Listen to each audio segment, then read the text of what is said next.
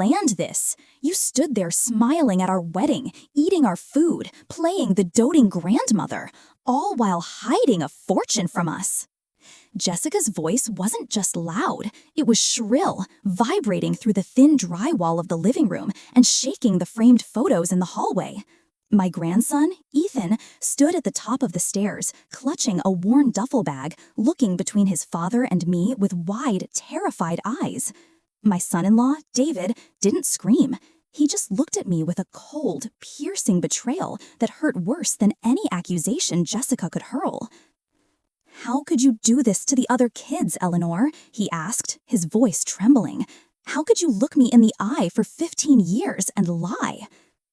The air in the room was so thick with tension, I could practically taste the metallic tang of adrenaline. I wanted to apologize, but I knew if I opened my mouth, I wouldn't say I'm sorry. I would say I did what I had to do.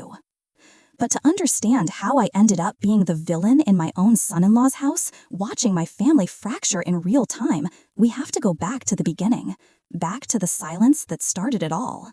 It began with the worst day of my life, the day my daughter, Sarah, died. She was only 28. It was swift, cruel, and unfair. She left behind a husband, David, and 2 beautiful babies, Lily, who was 4, and Ethan, who was barely 2. In the haze of grief that followed, my husband, Robert, and I clung to those children like lifelines. They were the only pieces of Sarah we had left. Sarah had been smart with her money, but she was young. She left behind a small life insurance policy and a modest trust for the children, but it wasn't enough to guarantee them the world. It was enough to keep them fed and clothed, but not enough for the big dreams she had for them. Debt-free college, a down payment on a first home, the freedom to choose a career based on passion rather than survival. About 3 years after Sarah passed, David fell in love again. Her name was Jessica. She was vibrant, loud, and came with 2 children of her own. Robert and I were happy for David. No one should have to walk through life alone, and the children needed a mother figure. But when they got married, the dynamic shifted rapidly. Suddenly, it wasn't just David, Lily, and Ethan. It was a blended family. Then, a year later, David and Jessica had a child together. Now there were 5 children under one roof. Resources were stretched thin. We watched as the attention, time, and money had to be divided 5 ways. Robert sat me down one evening, the glow of the fireplace casting long shadows across the living room. "Eleanor," he said, looking over the rim of his glasses, "we need to talk about the inheritance." We had been quietly funneling money into an investment account since the day Sarah died. We lived well below our means. We didn't take cruises, we drove our cars until the wheels fell off. We did this so that when Lily and Ethan turned 18, they would have a substantial nest egg, a very substantial one. "If we tell David about this money now," Robert said, his voice low, "it will be swallowed whole."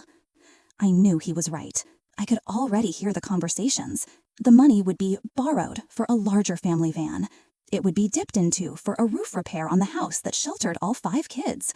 Or worse, we would be pressured to split it 5 ways to be fair to Jessica's children and their new baby. And while I loved David and I was kind to his new family, my loyalty, my fierce, unyielding loyalty, was to Sarah's children. This money wasn't child support. It wasn't household income. It was a legacy from their mother's side, intended to give them the start in life she wasn't there to provide. So we made a pact. We sealed our lips. We never told a soul. The years rolled by, and it was agonizing at times. I remember one Christmas when David looked exhausted, dark circles under his eyes, talking about how he didn't know how they were going to afford braces for Jessica's oldest son and Ethan at the same time. He looked at us, hinting, hoping we might offer to cover it. I felt sick to my stomach. We had the money. We could have written a check that day and not felt it. But Robert squeezed my hand under the table. We offered to pay for Ethan's braces directly to the orthodontist, but we claimed we couldn't afford to help beyond that. I saw the flash of resentment in Jessica's eyes that day. "Must be nice to pick and choose favorites," she had muttered under her breath as she cleared the table. I didn't say anything. I just swallowed the guilt and reminded myself of the goal. The first test of our secret came 2 years ago when Lily turned 18. Lily has always been like her mother. sharp, observant, and incredibly discreet. We took her out to lunch, just the three of us, and handed her the portfolio. When she saw the number, she gasped, covering her mouth with her hand. Tears welled up in her eyes. "This is for you," I told her, "for your education, for your future. But Lily, you cannot tell your father, not yet." We explained our reasoning. We explained the pressure David would feel from Jessica if he knew this money existed. Lily nodded slowly. She understood the dynamics of her house better than anyone. She lived in the chaos of 5 kids and stretched budgets. She went off to university, paid her tuition up front, and told her father she had secured a patchwork of scholarships and grants. It was a half-truth, but it held. She protected the secret. I thought we were in the clear. I thought we had pulled off the perfect crime of benevolence. But then came Ethan. Ethan is a wonderful boy, but he wears his heart on his sleeve, and he lacks his sister's poker face. He graduated this past spring. Just like with Lily, we sat him down and gave him access to his funds. Ethan didn't want to go to college. He wanted to go into a specialized trade, specifically underwater welding, a lucrative but dangerous career that required expensive certification and gear. He also wanted to buy a truck to get to the coast for his training. With the money we gave him, he immediately opened a high-yield savings account and bought a reliable used truck. He was so proud. The problem started last Sunday. The family was gathered for a graduation barbecue at David's house. Everyone was there. David, stressing over the grill, started lecturing Ethan about the reality of the world.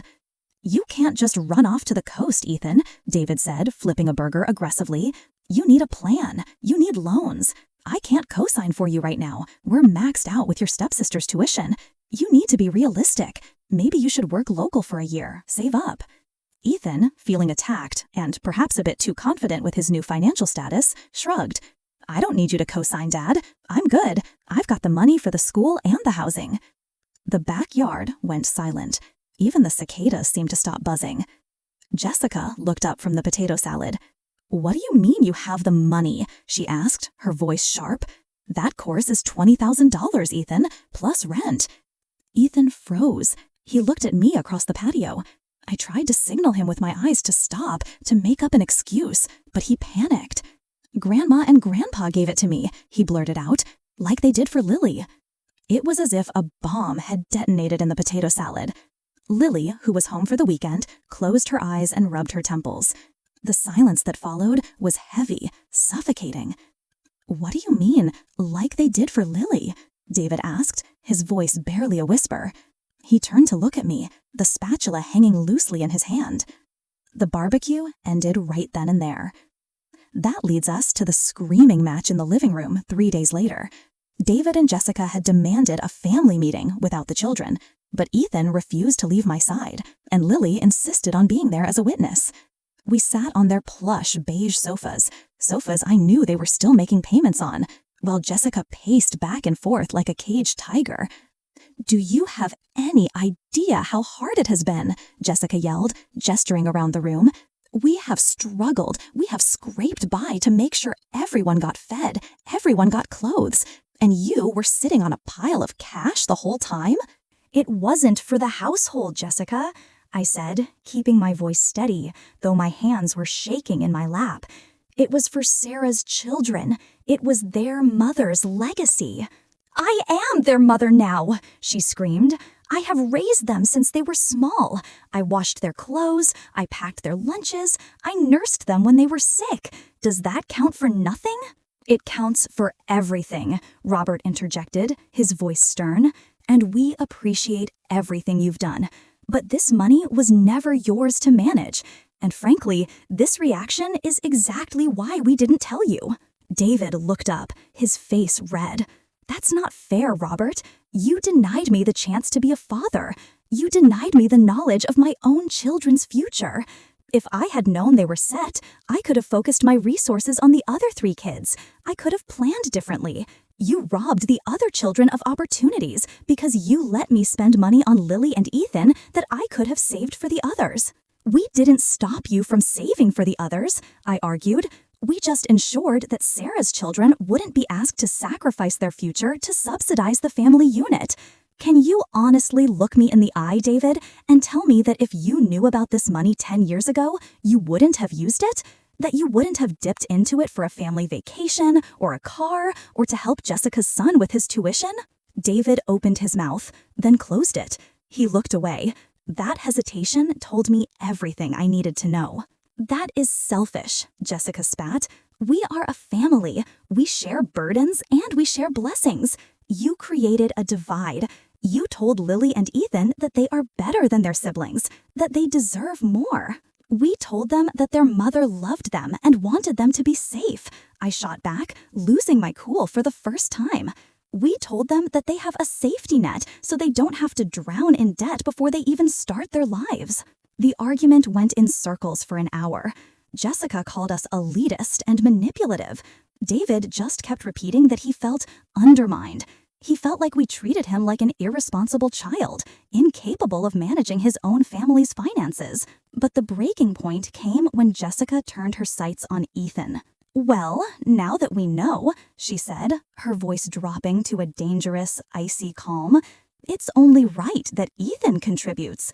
If he has that much savings, he should be paying rent if he's going to live here until he leaves. And frankly, with Lily having her school paid for, maybe she should retroactively contribute to the household expenses she incurred." I stood up. My knees popped, but I stood tall. "Absolutely not," I said. "Ethan is packing his bags. He's moving in with us until he leaves for his training." That was when the screaming started again. That was when the accusations of destroying the family were thrown. Jessica told us to get out. David didn't stop her. Ethan ran upstairs, threw his clothes into a bag, and met us at the door. Lily left with us too, refusing to stay in the house while Jessica was in that state. The drive back to our house was silent. Ethan sat in the back seat, staring out the window, looking like a little boy again. "I'm sorry, Grandma," he whispered eventually. "I didn't mean to start a war." "You didn't start it, honey," I said, watching the road through blurry eyes. "The war was always there. We just stopped hiding from it. It's been a week since the explosion. My phone has been blowing up with texts from David. He's oscillating between anger and guilt. He says Jessica is inconsolable, that she feels like the evil stepmother, and that we have made her look like a gold digger. He says the other children are confused, wondering why Grandma and Grandpa didn't save money for them too. I feel a pang about the other children. They are innocent in this, but I am not their grandmother. I am Sarah's mother. And in a world where my daughter couldn't be there to fight for her kids, I had to be the one to hold the shield.